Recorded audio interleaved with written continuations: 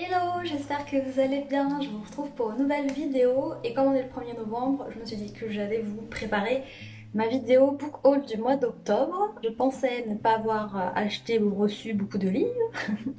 J'ai fait le tour de mes étagères et comme vous avez pu voir sur la miniature, en fait j'ai quand même pas mal de livres. Donc je vais vous les présenter, enfin ça va être vite fait vu qu'il y en a 3 qui font partie de la même trilogie. Je vous montre ça tout de suite.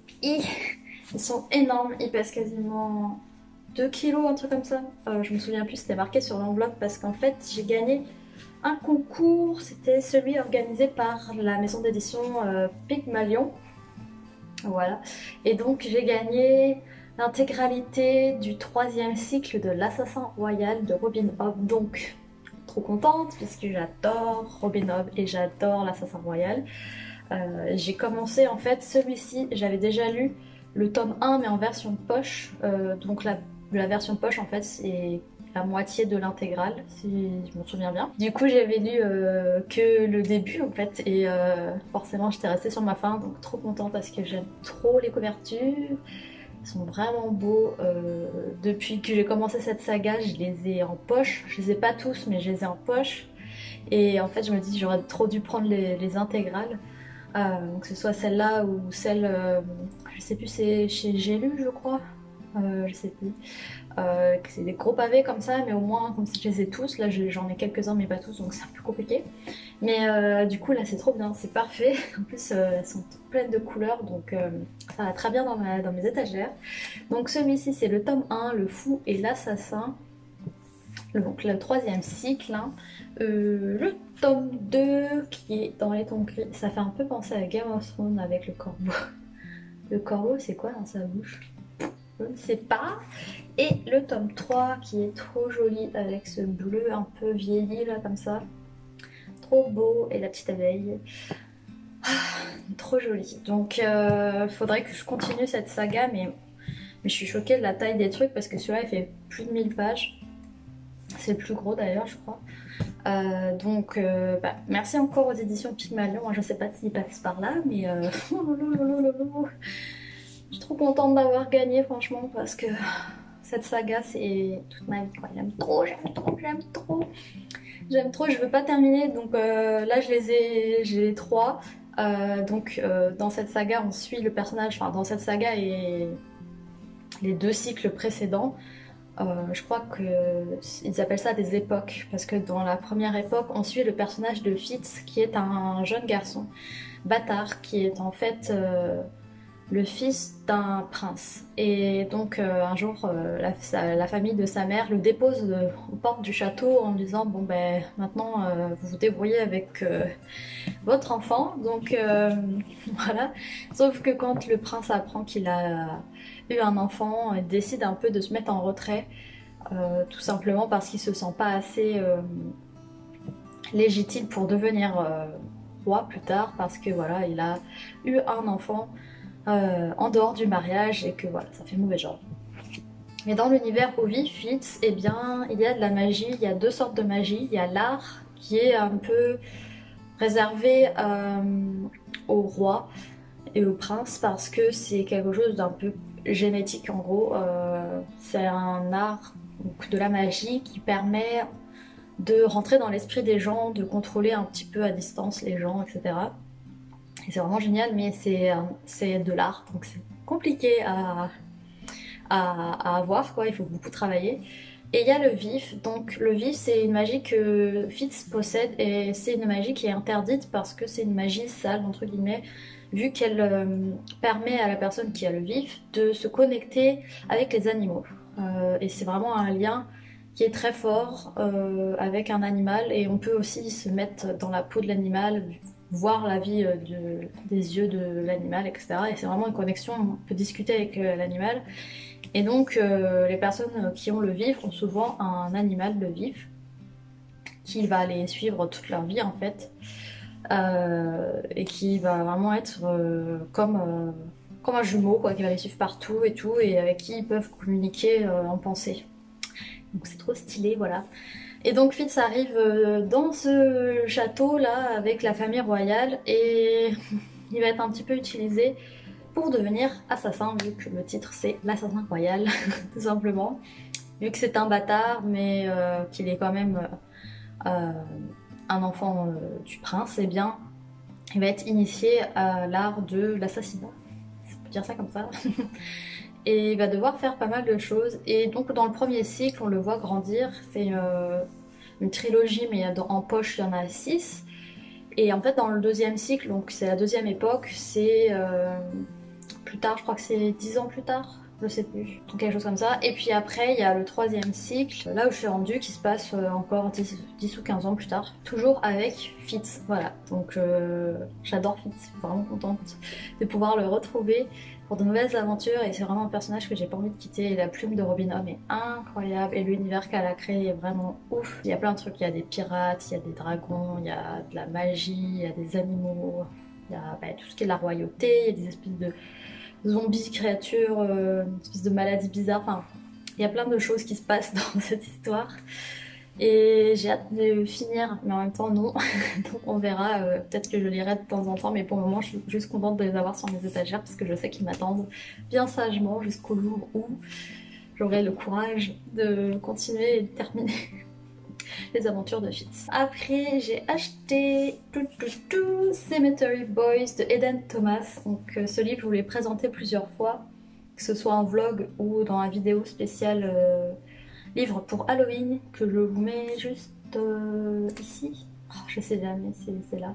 Ouais, je vous mets le lien si vous voulez voir un petit peu les livres que je vous conseille, même si on n'est plus à Halloween, mais pas grave. Dans ce roman-là, on fait la connaissance de Yadriel, qui est un proro, donc un proro dans le folklore latino-américain, ou même latino, donc d'Amérique du Sud, Amérique centrale. C'est un homme qui a la possibilité de voir les fantômes et de les aider à passer de l'autre côté, donc les fantômes qui sont restés coincés sur Terre. Et il y a aussi les brujas, donc ce sont les femmes qui peuvent en fait guérir, qui ont un don en fait pour soigner les gens. Yadriel, lui, c'est un jeune homme trans, et du coup il doit faire accepter à sa famille et à toute sa communauté que c'est un bruro et que sa place est parmi les bruros. Du coup il a décidé avec sa cousine et sa meilleure amie Maritza de prouver à tout le monde que c'est bien un bourreau en faisant appel à un fantôme, tout simplement parce que son cousin Miguel est mort très récemment. Et tout le monde se demande un peu ce qui s'est passé, et en fait ils n'ont pas encore retrouvé son corps. Yadriel et Maritza décident d'invoquer, enfin, surtout Yadriel vu que c'est un bourreau, décide d'invoquer le fantôme de Miguel pour essayer de l'aider à retrouver son corps et le faire passer de l'autre côté. Sauf qu'en appelant Miguel, en fait, ils appellent pas Miguel, enfin Yadriel appelle Julian, qui est un jeune homme qui vient de mourir aussi et qui est coincé parce que en fait avant de partir dans l'au-delà il veut savoir qui l'a tué, qu'est-ce qui lui est arrivé, etc. Donc pour qu'il puisse passer de l'autre côté et pour que Yadriel puisse montrer à tout le monde que c'est bien un bourreau, il va aider Julian à retrouver un peu le coupable, à retrouver ce qui s'est passé ce jour-là, etc. pour le faire passer de l'autre côté. Le personnage de Julian est vraiment trop drôle parce qu'il est hyper flamboyant, quoi. Il est hyper dynamique, il est hyper drôle, il parle tout le temps, il s'arrête jamais, quoi. Et du coup Yadriel est complètement dépassé. Et comme c'est le seul à le voir, et bien du coup ça le met dans des situations un peu cocasses, et c'était beaucoup trop drôle. Et au fur et à mesure ils vont commencer à se rapprocher, sauf que il faut être réaliste, Julian est un fantôme qui doit passer de l'autre côté, parce que plus on attend et plus les esprits deviennent mauvais quand ils restent coincés sur Terre. Donc voilà, ils ont le temps contre eux. J'ai aussi acheté, en même temps que Cemetery Boys, j'ai acheté Legendborn de Tracy Deonn et j'ai trop hâte de le commencer, je l'ai pas encore lu. Il est magnifique, il y a un petit peu des reflets bleus et rouges à certains endroits de la couverture et ça brille un peu, je sais pas si vous voyez un petit peu là. C'est trop beau. On est d'accord, elle est magnifique. Si j'ai bien compris, que j'ai pas encore commencé, mais dans cette histoire on suit Brie, qui est une jeune femme qui a perdu sa famille en fait dans un accident, et elle essaie de se reconstruire après la perte de sa mère. Pour tourner la page et un peu changer les idées, elle décide d'aller dans un programme universitaire pour les lycéens, je crois. Elle a été acceptée, elle était vraiment contente. Et du coup, elle décide voilà, de partir pour l'université. Sauf que sur campus, il se passe des choses bizarres. Et que sa première nuit, en fait, elle se retrouve face à face avec un démon. Et elle fait la connaissance d'une organisation, donc je crois que c'est Legendborn. Je pense que c'est le nom, hein, je sais pas trop. Mais en gros, ce sont des gens qui tuent des démons. Et elle va un petit peu se retrouver à vouloir entrer dans cette espèce de société secrète pour lutter contre les démons aussi. Et ça me fait tellement penser à Buffy quand elle est à l'université. Et ça fait un petit peu Shadowhunters aussi. J'ai beaucoup trop hâte de le lire. Ça a l'air vraiment cool. J'en sais pas plus. Je crois que c'est tout ce que je sais en fait de l'histoire, mais ça a l'air trop cool. Ça a l'air beaucoup trop cool parce qu'il y a voilà, l'histoire de société secrète et tout. Démons là, je sais pas trop, j'ai envie de savoir c'est quoi un peu le folklore autour de ces histoires de démons, d'où ça vient, etc. Et en fait elle a des pouvoirs du coup. Ça lui a... Le fait de se faire attaquer, ça lui a un peu ouvert une porte dans son esprit je crois, et du coup elle peut utiliser de la magie maintenant. Et ça lui a aussi fait revenir des souvenirs et tout qu'elle avait enfouis. Donc je sais pas trop, ça m'intrigue de ouf. Je pense que je vais le lire très bientôt en espérant que je le lise au mois de novembre. Bon alors j'ai un peu craqué parce qu'au mois d'octobre, hein, toujours, j'ai acheté celui-ci. Donc c'est le nouveau Jenny Colgan. Donc c'est un Noël au bord de l'eau, voilà. Noël au bord de l'eau. Spoiler alerte, je l'ai déjà lu. En fait, je voulais absolument pas le lire maintenant et voilà, j'ai commencé. Et le truc avec Jenny Colgan, c'est quand on commence, on peut plus s'arrêter. Donc malheureusement, je l'ai déjà lu, alors que je l'ai gardé pour Noël. Je vous en avais déjà parlé de celui-ci si vous avez vu les précédentes vidéos, soit les vidéos classiques ou ce soit les vlogs, tout simplement parce que j'ai lu dernièrement le tome 2, donc c'était une saison au bord de l'eau. Non, c'était une rencontre au bord de l'eau. Le tome 2 c'est une rencontre au bord de l'eau, le tome 1 c'est une saison au bord de l'eau. Et donc Noël au bord de l'eau, c'est le tome 3. Quand j'ai terminé le tome 2, j'étais oh mon dieu, je vais absolument lire la suite. Comme d'habitude, avec tous les Jenny Colgan, ça me fait ça, sauf qu'ils sont pas encore sortis en français. Enfin voilà, à chaque fois, il faut attendre un an et tout. Enfin, c'est chiant. C'est beaucoup trop chiant.